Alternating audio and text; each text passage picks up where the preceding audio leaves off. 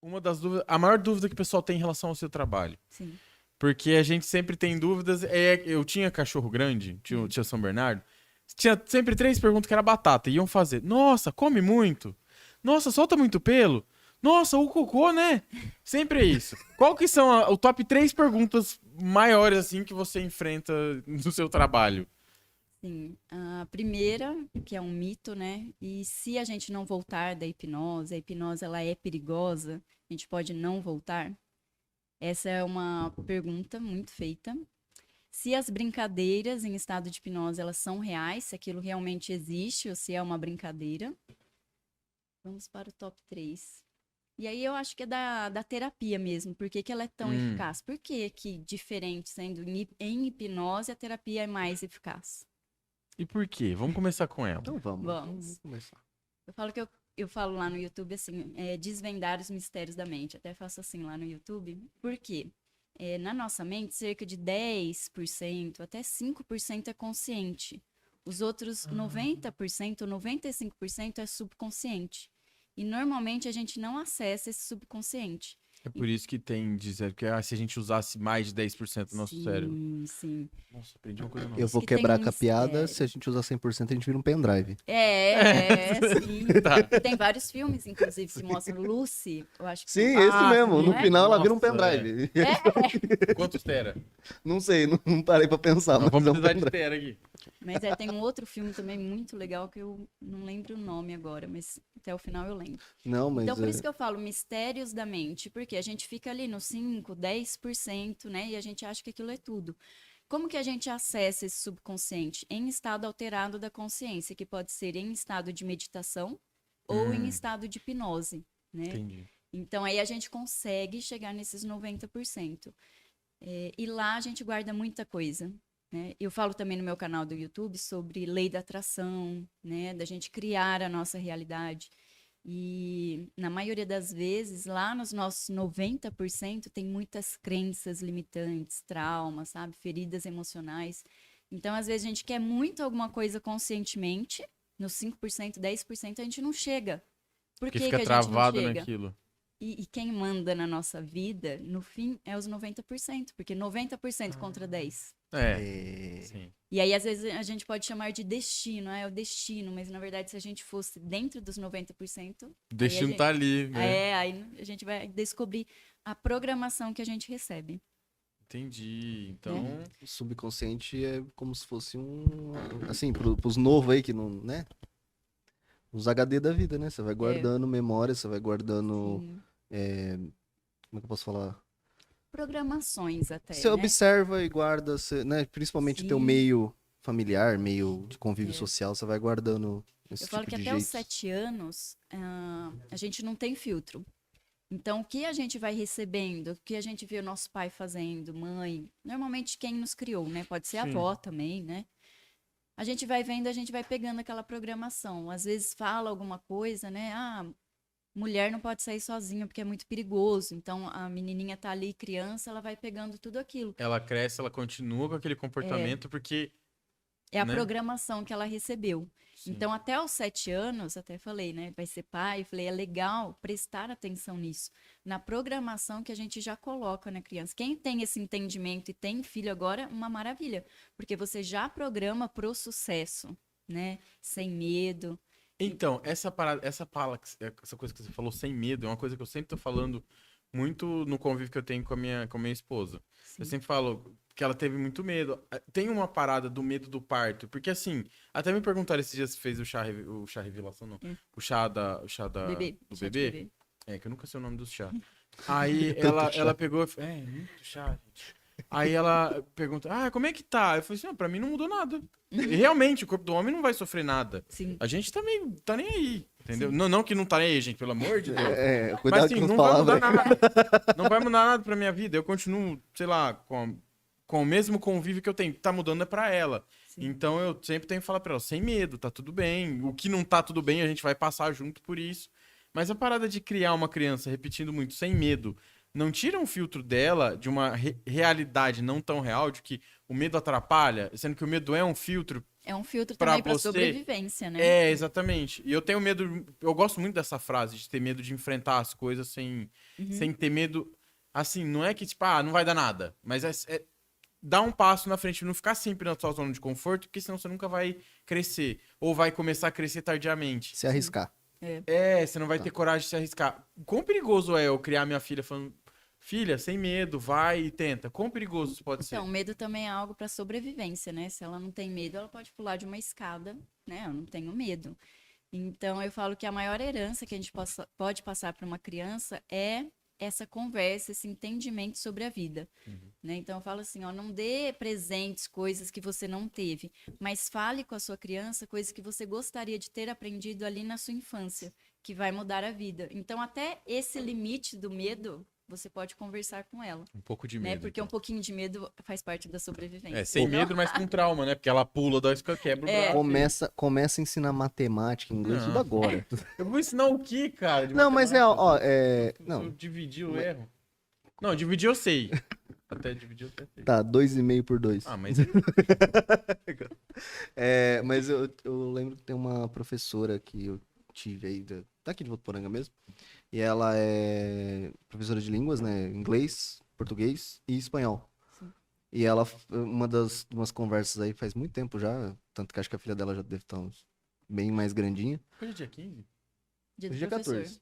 Dia do professor. Hoje é dia do professor, né? É. Aliás, parabéns É dia pra 15, mim, né? eu tô achando que hoje é dia 14. Parabéns, professores. Muito obrigado. Parabéns. Não, real, obrigado, né, por... Tem uma frase que é tipo, obrigado por servir de escada, porque sem professor ninguém sobe, tá A ligado? base de tudo, né? A base de tudo. Mas aí essa professora falou assim, eu já combinei com o meu marido que de segunda eu falo em português, de terça eu só converso em inglês, de quarta eu só falo espanhol. E ela vai trocando. Porque a criança vai pegando esse Sim. negócio, provavelmente vai memorizando. Então, provavelmente nos 12 anos ela já tá fluente nas 3 línguas. Incrível isso. É por isso que Muito até bom. os 7 anos não tem filtro. Ela vai recebendo, Ou ela vai crescer. vai ficando ali. Ela vai crescer aquela pessoa chata que fala assim, nossa, mano, let's go! Você mistura os dois. Let's go, caralho! Sabe? É 1, 2... Três. 3. Isso é muito bom. Mas, criança, assim, eu não tenho, né? Não tenho pretensão de ter por agora. Mas eu vejo que é uma caixinha que você vai guardando muita coisa, né? Muita. Tanto que, assim, quando a gente faz a terapia em estado de hipnose, na terapia a gente costuma ir em 2 experiências em que a pessoa teve um desconforto exagerado, né? E a gente vai ressignificar isso, que é a regressão, porque uma regressão sempre vai ser no passado, né? Que a gente vai ressignificar. Pode ser até de vidas passadas. E às vezes... Isso depende da profundidade que a pessoa se permite ou... Não, do problema que ela tem, o desconforto. A gente não põe um nome, né? Entendi. Mas a gente vai procurar 2 situações que ela passou, que ela teve um desconforto exagerado, e a gente vai ressignificar isso. Porque apagar aquela memória não tem como, aquilo aconteceu na vida dela, né? Não seria nem saudável, né? Então a gente não apaga, mas a gente muda a emoção que ela vai sentir com aquele acontecimento. E olha só que interessante, falou de professor, ele falou de matemática. Na terapia, às vezes a gente acha, mas eu não tenho trauma, né? Nunca aconteceu nada de tão terrível comigo. E quando a pessoa ela vai na cena, ela vai... quando eu estava na escola, a professora me chamou para ir na lousa para resolver um problema de matemática e eu não sabia resolver, todo mundo começou a rir de mim. E isso impacta a vida dela até hoje, por exemplo, no profissional, sabe? Porque tá lá no subconsciente. E aí, às vezes, a hora que termina a sessão, a pessoa ainda fala, nossa, eu não sabia que aquilo era importante, né? Eu lembrava, mas eu não sabia que era importante. E tem gente que fala, eu nem lembrava daquilo, mas na hora, né, da sessão ali, ela vê perfeitamente. E é um desconforto exagerado. Então, não precisa ser um trauma grandioso. Tem muito na escola. O que mais aparece na escola é de 4 a 6 anos. Entendi. E fica tudo gravadinho lá. E provavelmente a gente mesmo tá conversando com você, nem lembra. Vai fazer uma sessão e fala, meu Deus. Não lembro não, a única coisa que eu lembro, mas assim, não sei se eu falo por fora aqui, que entre aspas não me afetou, mas talvez, não sei. Mas de escola que, tipo, eu era a turma do fundão, mas era o fundão isolado, né? Uhum. E aí eu lembro que tinha um moleque que saía da primeira carteira, vinha até no fundo, me dava um soco no braço e ia sentar de novo. Eu, tipo, Não, tá irônico. Eu falei, tá. Então, assim, não sei se isso me afeta ou não, mas eu lembro dessa cena. Eu falei, não sei por quê. Então, eu falo, Se alguém levanta e vem na tua direção, você fica com medo? Olha, eu vou ver a cara da pessoa, Às vezes, geralmente. Às vezes, né? Às vezes. Se É, fosse um armário correndo atrás de mim. Como é que você ia falar? Desculpa. Não, então, tem gente às vezes que chega e fala assim, ó, eu até sei o que foi, por exemplo, abuso, né? Ah, eu sofri Sim. abuso na infância e tal, então eu sei que isso trava a minha vida, né? E aí, quando a gente faz a sessão, né, fala, ó, a cena que te trouxe desconforto, a pessoa não vai nessa. Porque, na verdade, ela superou essa. Então, pelos 10% dela ali, ela superou. E nos 90% ela não vai.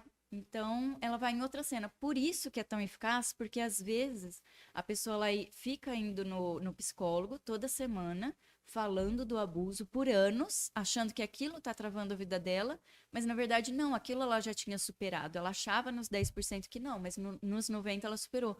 Por isso que é mais eficaz, porque o subconsciente ele vai diretamente no ponto, Entendi. entende? Nos 90%, que a pessoa pode lembrar ou não. Né, pode ir pro abuso, igual já teve gente que falou, eu lembro de um acidente que eu tive com a família inteira que foi muito profundo para mim, pode ser que a gente chegue lá e a gente vai ressignificar, né? Então a gente vai refazer isso. Meu, você tá falando desse negócio aí. Eu sei que eu caí de moto quando eu era pequeno. E não é nem meme, assim. Acho que eu tinha, sei lá, eu era muito novo. Hum. Eu não sei andar de bicicleta. Aham. Porque eu tenho medo de pegar a bicicleta e eu não consigo. Por mais que eu Sim. falo que eu não tenho equilíbrio, mas como uma desculpa pra eu, tipo, Sim, não sim, vou pegar não- o negócio pra tentar. Me afastar, né? Talvez tenha sido isso, assim, só me ocorrendo, porque eu ouvi muito falar assim, você caiu de moto quando você era pequeno. E eu realmente eu caí, eu não lembro quanto tempo, tem que perguntar pro meu pai, porque era com ele. Sim. E, porra, Ah, eu caí de moto teve também. um estalo agora. É. Não, mas você já era grande, né, ô cabeçudo? Não, isso é muito legal. Por exemplo, fobia de borboleta, tem, né? Fobia de várias Achei alguém que coisas. tem. Tem fobia de borboleta? Ah, é mais das mariposas, no caso. Não, entrou qualquer coisa voando no quarto dela, ela grita, ela sai correndo. Ela deixa o quarto, sabe? Pode ficar com o quarto. Eu vou pra outro Cara, lugar. eu tenho medo de coisa que é muito, tipo, qualquer inseto que é muito pequeno, que você não, assim, você não consegue dar um tapa naquilo. Chega um negócio voando fazendo, você fala, mano, é errado, tá errado, pá, entendeu? Entendi. Eu entendo até ela. Mas essas fobias, no geral, eu sei que, pô, fobia é uma coisa que traumatiza geralmente as pessoas, né? Fobia de aranha, fobia de altura, fobia de qualquer coisa. Sim. E você não cura, porque não é necessariamente uma cura, porque não é uma coisa, Sim, mas sim. assim, você consegue se trabalhar pra, tipo, melhorar, pra não ter todo esse pavor. Sim. Aliás, se você quiser resolver, viu? A gente resolve isso Ah daí. lá. Vamos, bora? Ao Vamos vivo. resolver. Cara, não. Não, ao vivo não, mas ao vivo convite. Entendi. Como que acontece? Por exemplo, vou falar então da fobia de borboleta, né? Não está no consciente. Não, tô repostando aqui. Socorro, Trabalho de gente. social media aqui, ó. Não é assim algo consciente. Ah, você acha que a borboleta vai te morder, ela vai, né? Ela é venenosa. Não é. Não adianta a gente ficar no consciente fazendo perguntas para a pessoa, porque está no subconsciente dela. Entendi. E às vezes é alguma coisa que não tem nada a ver, na maioria das vezes não tem nada a ver com a borboleta, mas alguns sustos, por exemplo, se caiu de moto, caiu de moto. Isso daí vai, como que fala? Desencadear? Desencadear uma fobia de borboleta. Não tem nada a ver. Por isso que a terapia em estado de hipnose ela é mais eficaz. Tá. Não adianta a gente ficar no consciente. Então, às vezes, uma fobia, a gente vai para a cena, a gente ressignifica. Quando é fobia, eu uso também na minha sessão PNL. Tá? Ah, Porque que é a programação neurolinguística. porque para fobia é muito legal, é mais rápido, assim. Eu tenho uma terapia que eu uso vários métodos. Porque como eu fiz vários cursos, eu acho muito difícil eu pegar um e separar aquele, sabe? Então eu vou pegando o melhor de cada um. Só que a base dele, eu acho que, assim, vamos dizer, o que eu mais gosto, mais eficaz é a hipnoterapia. E que as pessoas procuram mais, né? Entendi. Então, a gente faz ali, na sessão, a hora que a gente termina, se ela começou com 10 ou 9, ela vai estar de 5 para baixo, numa escala de pontuação de tá. fobia.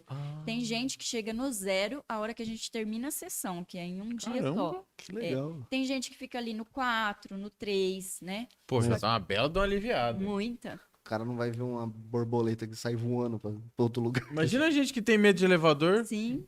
Você vai ter que ser nossa porteira, Você tem- pá. você tem Tem uma medo de galera aqui elevador? que sobe escada. Não, eu não. Não, é Mas tem verdade. Não, tem uma convidado, galera. gente. Tem gente que você chama e você fala assim, eu não sei, eu tenho medo de elevador. Eu falo, não, tem escada também, eu acompanho você. E a pessoa, ela sofre. Igual avião. Tanto de gente que tem fobia de avião, às vezes Eu quer só vou viajar. descobrir o dia que eu for Gente, mas avião, vamos combinar. Tem mais avião na água do que submarino. Mas no é mar, o que ela no falou, não céu. adianta você raciocinar. É, Mas isso é verdade. Isso é Por que que eu tô comprovado. soltando piada aleatória? Eu também não sei, não. Eu tenho Tem- fobia de tubarão. Não sei por quê. Uma porra. Aí, Pode aí deixar também. que nenhum vai vir da carteira da frente pra te dar um soco. É verdade. Tubarão. Aquele. Nossa senhora. Não, aquele. O Sharknado, né? Sim. Sai voando. Socorro.